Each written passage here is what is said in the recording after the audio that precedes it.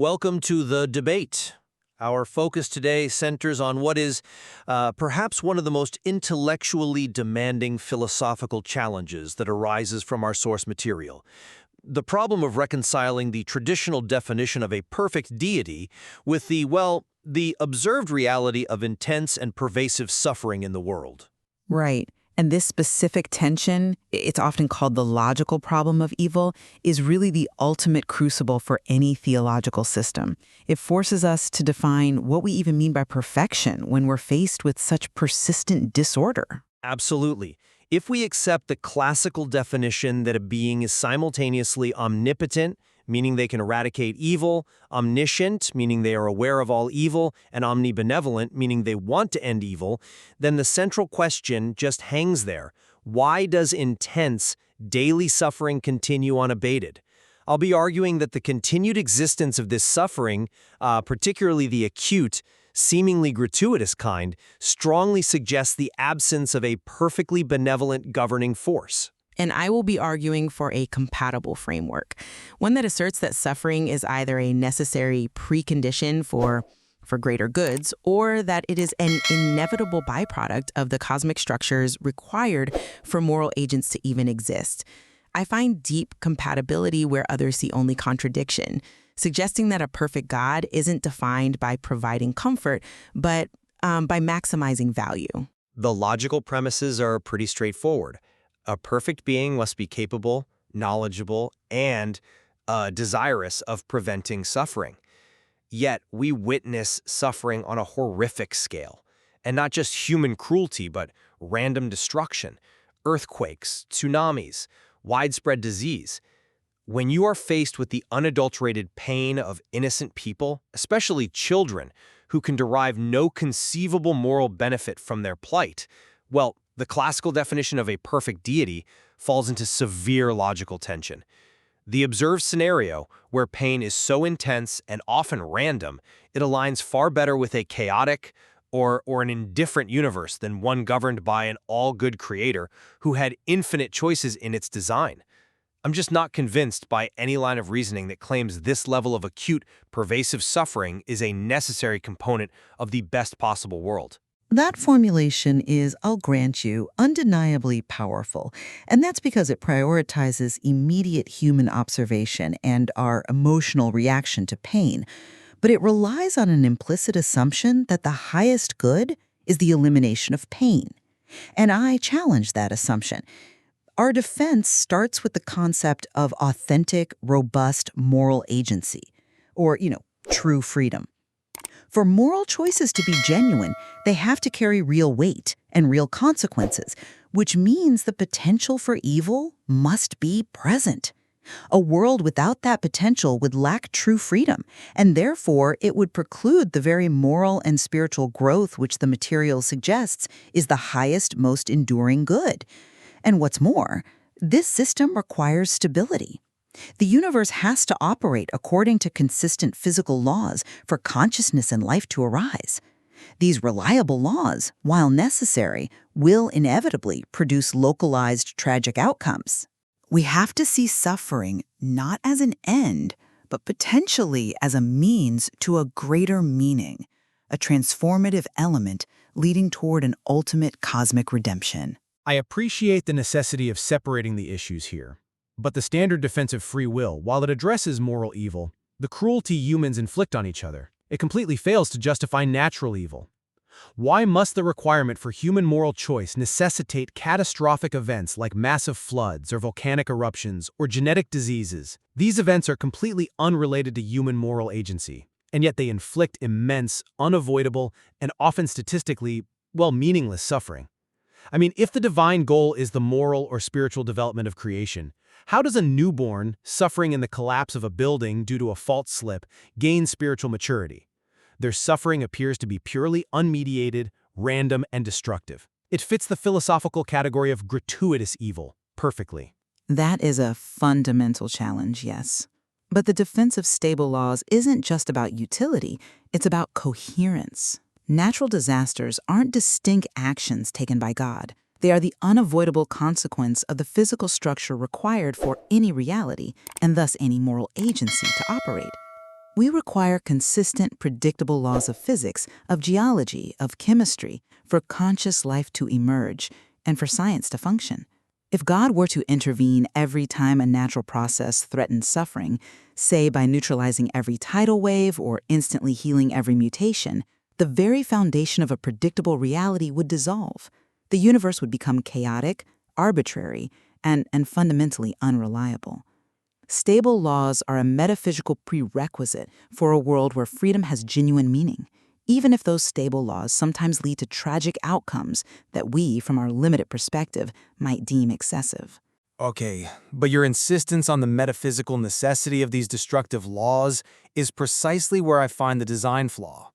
If the deity is truly omnipotent, he could, logically, design a framework of physical laws that are stable enough for science and life, yet robust enough to prevent the sheer scale of catastrophic suffering we see. Why must the universe operate on such sharp, unforgiving edges? This isn't just about a localized tragedy. It's about a foundational structural deficiency that an all-powerful designer should have been able to circumvent. It suggests God is either limited by the very logic he created, or that the design prioritized a kind of cosmic efficiency over universal benevolence. I think we need to shift the frame here, away from judging the efficiency of the mechanism and toward acknowledging our own epistemic limitation. We are judging the entirety of a system based on, localized observations in time. You're relying on the intensity of immediate pain as irrefutable evidence against the deity's nature. But you are implicitly making a temporal judgment on a cosmic design. The material suggests that human judgment is inherently flawed because we cannot see the whole plan. The suffering we observe today might be a critical, transformative element, a necessary catalyst for virtues like courage, compassion, and sacrifice that leads to a greater, ultimate good or a spiritual redemption which occurs outside our current temporal awareness. I see why you emphasize that limitation, but let me give you a different perspective.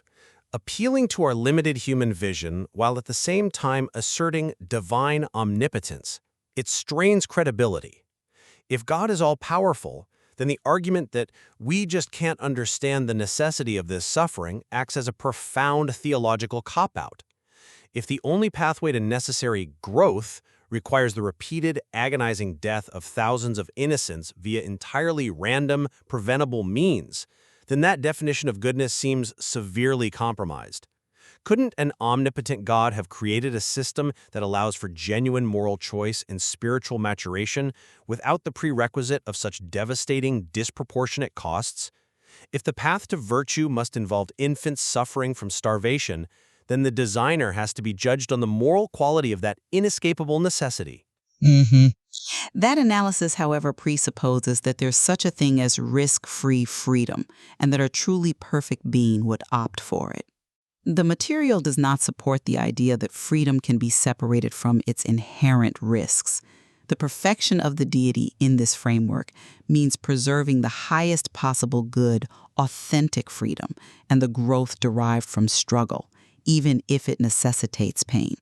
If God were to intervene and mitigate the severity of every negative outcome, whether from moral evil or natural law, he would effectively be reducing the reality of our choices and the reality of the physical world we inhabit.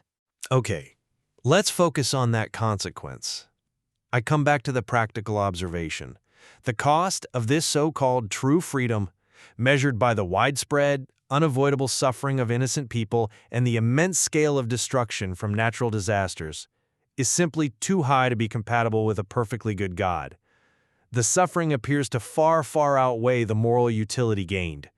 The sheer scale of destruction seems grossly disproportionate to the required moral lesson or the resultant spiritual growth. I mean, we are not talking about minor inconveniences here. We are talking about total annihilation for millions, purely as a side effect of stable physics.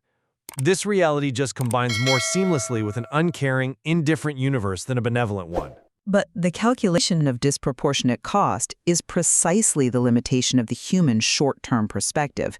If the ultimate good that arises from the system is eternal redemption, or the establishment of genuine, virtuous moral beings capable of freely chosen love, then the necessary severity of consequence, the genuine stakes that validate authentic freedom, is logically justified within that eternal scope. Reducing the consequence by continuous divine intervention would fundamentally undermine the reality of the choices themselves.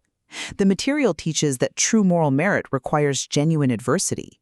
The dilemma is not whether God can eliminate suffering, but whether he should, given his ultimate goal of creating morally mature, free agents. The highest value is not comfort, it is character. To summarize my position, then, the classical attributes of a perfect deity, omnipotence, omniscience, and omnibenevolence, remain in a direct and, I think, inescapable tension with the observed reality of profound and often randomly distributed suffering. The immense scope of natural disasters, which are unrelated to human moral choices and cause acute, gratuitous pain, well, they render the belief in a perfectly benevolent, all-powerful creator highly improbable when we demand consistency between premise and evidence. And to summarize the defense, the justification for suffering lies in the unseen, ultimate good. This system requires the necessity of stable physical laws for a coherent existence, the prerequisite of true freedom for moral growth, and the possibility that suffering serves a greater, teleological plan beyond our immediate human scope. The apparent cruelty is merely the function of a necessary high-stakes universe, where choices and physical laws have genuine consequences, a system designed for character, not for ease. The paradox remains powerful and agonizing. Considering these opposing frameworks certainly sharpens our understanding of the central philosophical challenge presented in the material. Indeed, it forces us to move beyond our immediate emotional assessment of pain and to define precisely what we mean by goodness when it's applied to a being that operates within an eternal, cosmic framework. The question is far from settled, and it requires a continuous weighing of the evidence of observed reality against the possibilities of an unseen design.